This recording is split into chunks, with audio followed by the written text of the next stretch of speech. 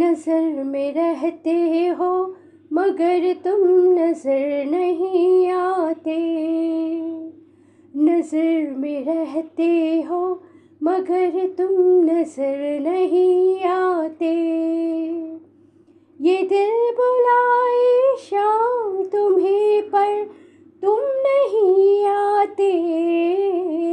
नजर में रहते हो मगर तुम नजर नहीं आते।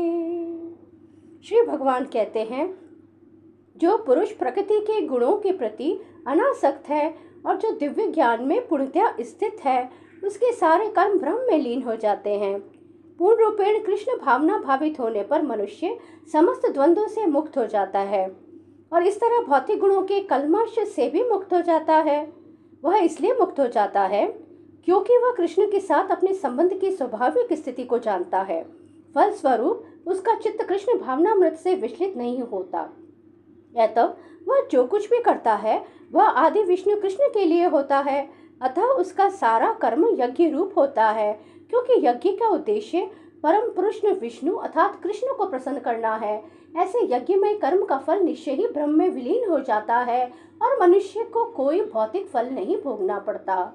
श्री भगवान कहते हैं, जो व्यक्ति कृष्ण भावनामृत में पूर्णतया लीन रहता है, उसे अपने आध्यात्मिक कर्मों के योगदान के कारण अवश्य ही भगवत धाम की प्राप्ति होती है, क्योंकि उसमें हवन आध्यात्मिक होता है और हवि भी आध्यात्मिक होती है।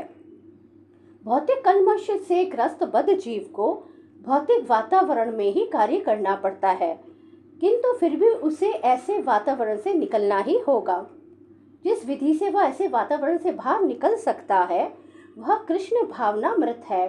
उदाहरण के लिए, यदि कोई रोगी दूध की बनी वस्तुओं के अधिक खाने से पेट की गड़बड़ी से ग्रस्त हो जाता है तो उसे दही दिया जाता है, और इस तरीके से जो दूध से ही बनी अन्य वस्तु है। भौतिकता में ग्रस्त बद्ध जीव का उपचार कृष्ण भावनामृत के द्वारा ही किया जा सकता है, जो यहाँ गीता में दिया हुआ है। यह विधि यज्ञ या विष्णु या कृष्ण को प्रसन्न करने के लिए किए गए कार्य कहलाती है। भौतिक जगत के जितने ही अधिक कार्य कृष्ण भावनामृत में या केवल विष्णु के लिए किए जाते हैं, पूर्ण तल्लीनता से वातावरण उतना ही अधिक आध्यात्मिक बनता रहता है। ब्रह्म शब्द का अर्थ है आध्यात्मिक। भगवान आध्यात्मिक हैं और उनके दिव्य शरीर की किरणें ब्रह्म ज्योति कहलाती हैं। यही उनका आध्यात्मिक तेज है। प्रत्येक वस्तु इसी ब्रह्म ज्योति में स्थित रहती है, किंतु जब यह ज्योति माया या इंद्रिय तृप्ति द्वारा आच्छादित हो जाती है तो यह भौतिक ज्योति कहलाती है। यह भौतिक आवरण कृष्ण भावनामृत द्वारा तुरंत हटाया जा सकता है।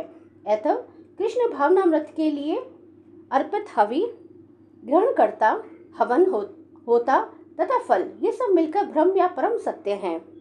माया द्वारा आच्छादित परम सत्य पदार्थ कहलाता है। जब यही पदार्थ परम सत्य के निमित्त प्रयुक्त होता है तो इसमें फिर से आध्यात्मिक गुण आ जाता है। कृष्ण भावनामृत मोह जनित चेतना को ब्रह्म या परमेश्वरोन्मुख करने की विधि है। जब मन कृष्ण भावनामृत में पूरी तरह निमग्न रहता है तो उसे समाधि कहते हैं। ऐसी दिव्य चेतना में संपन्न कोई भी कार्य यज्ञ कहलाता है। आध्यात्मिक चेतना की ऐसी स्थिति में योगदान, उपभोग, यज्ञकर्ता तथा अंतिम फल, यह सब पर ब्रह्म में एकाकार हो जाता है। यही कृष्ण भावनामृत की विधि है। श्री कृष्ण शरणम ममः, श्री कृष्ण शरणम ममः, श्री कृष्ण शरणम ममः।